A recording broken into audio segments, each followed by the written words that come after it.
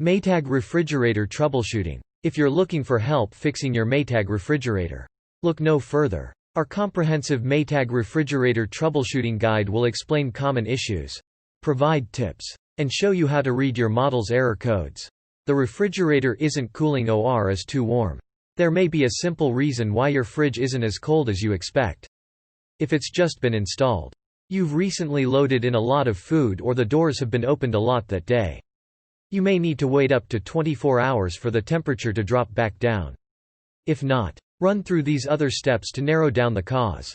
Adjust the temperature. The recommended temperature for the refrigerator is 37 degrees Fahrenheit and the freezer 0 degrees Fahrenheit. But if your refrigerator is located next to a heat source or in a room that's warmer than usual, you may need to adjust the temps from the factory settings. Check the settings. A setting that restricts cooling could have been accidentally turned or left on. For example, many refrigerators have a cooling on-off setting, a power outage setting that kicks in after a power outage, or a showroom mode that will need to be turned off when you bring the refrigerator home. Check if vents are obstructed. There should be vents somewhere in your refrigerator that promote air flow from the freezer to the fridge and keep things cool. Make sure these aren't blocked by food items.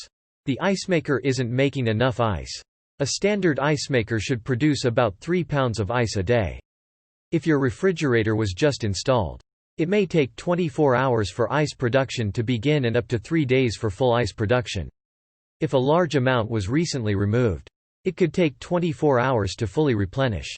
If your ice maker isn't making enough ice, try these 3 things before contacting a professional.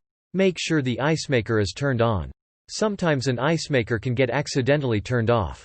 Turn it back on by turning the dial to ice maker on, or moving the lever over the ice bin down.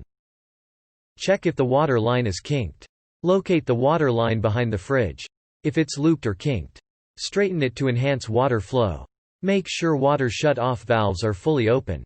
Double check that the refrigerator is connected to the water supply in the back of the fridge.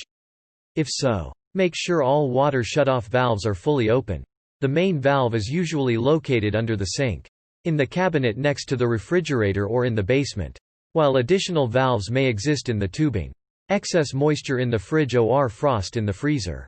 A minimal amount of condensation and moisture is normal, especially during higher humidity conditions.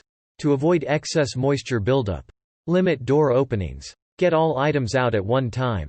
Keep food organized and close the door as soon as possible. If you're still noticing excess moisture, run through these 3 steps. Make sure the door is sealed properly. Ensure door seals are making full contact with the refrigerator, so no humidity can sneak in. If they're not, check that nothing is obstructing the door. Wipe down the door seal gasket. Sometimes food pieces and soil can accumulate on the door seals, so wipe these down with a simple cloth, water and soap. Check that the refrigerator is level. An unlevel fridge can cause the doors to close improperly, letting humidity in. It can be unlevel if it wasn't installed properly or the floor itself is unlevel, causing the fridge to lean. Use a level to measure from front to back and side to side. Then adjust the leveling legs as necessary.